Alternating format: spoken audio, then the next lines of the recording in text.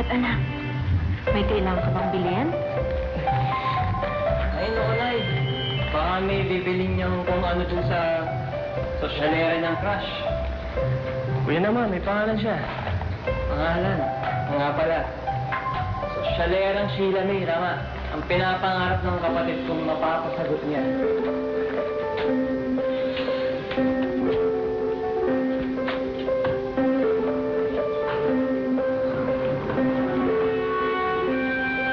Oh, dito naman kayo.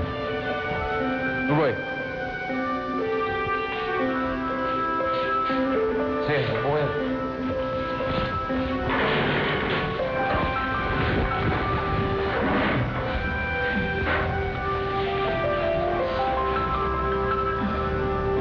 Uy, Isabel.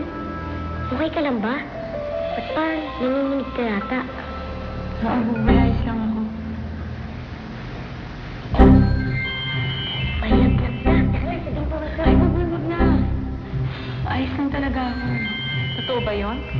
Nililigawan mo na si Sheila May? Nay, wala naman po masama, di ba? At saka, Nay, alam nyo, dinadalhan niyo pa po ako ng tsokolate sa eskwela. Tsokolate, ha? Naku, tira-tira lang niya yun sa bahay. Mark, tama na. Oh. Painit mo na kayo.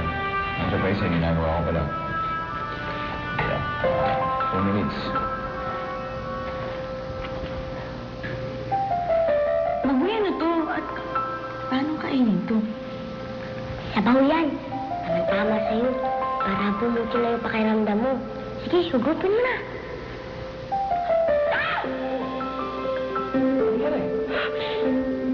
Mahal? Sabi ko siya, 2 minutes eh. Mainit pa yan. Di nga. Ang sakit. Natural. Yung dila ko. Buti hindi nalapdos yan dila mo. Paolo, anak. Malaki ka na. Alam mo nang ginagawa mo. Hindi na kita pipigilan. Pero anak, huwag ka naman pabigla-bigla. Eh, kilalanin mo naman munang mabuti si Sheila May. Ayoko naman sa bandang huli, ikaw ang masasaktan. Nay, kilala ko na po siya. Kaya nga, hulog na hulog ako sa kanya eh. Sir, pwede talaga po ba tayo sa dagat? Oo. Paano mo alam? Madilim sa labas ah.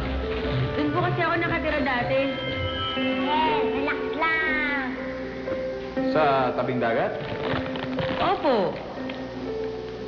Sa ilalim po ng dagat. Pete! Sa tabi po ng dagat. Yun po yung ibig sabihin. Aha. Magandang alon. Dinalan ko kayo ng halaman dagat. Baka hindi kayo pinapakain na maayos dito sa kulungan. Maraming salamat. Rebus, hindi mo na ikwento. Isa palang kakampeng isanama mo dito sa piitan para makasama namin. Mabuti naman at nagpakilala na sa inyo ang aking biyak. Excuse me? Me? We had never. Gusto mo, pahangin sa labas? Gusto ko po sana pumunta sa gitna ng dagat. Kasi masarap ang simoy ng hangin doon, malamig ang tubig. Tsaka bumubuti po ang pakiramdam ko pag pumunta ako sa dagat. Sa gitna ng dagat. Gusto mo daling kita ron? Pwede po ba?